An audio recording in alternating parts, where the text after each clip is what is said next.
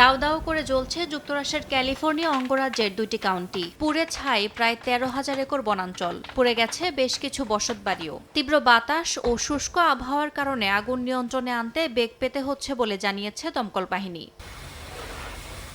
California department of forestry and fire প্রোটেকশনের তথ্য অনুযায়ী মঙ্গলবার রাতে একটি চাইনিজ ক্যাম্প টাউনে বজ্রপাত থেকে অন্তত ২২টি জায়গায় প্রথমে আগুনের সূত্রপাত। ধীরে ধীরে তা বিভিন্ন জায়গায় ছড়িয়ে পড়ে। টুওলোমি ও ক্যালাভেরাস কাউন্টির বাসিন্দাদের নিরাপদ স্থানে সরে যাওয়ার নির্দেশ দেওয়া হয়েছে। দাবানলে শুধু বসতবাড়ি নয়, ক্ষতিগ্রস্ত হয়েছে ঐতিহাসিক স্থাপনাও। পুড়ে গেছে চাইনিজ ক্যাম্প টাউনের বিভিন্ন অংশ ও পাহাড়চূড়ার পুরানো কবরস্থান।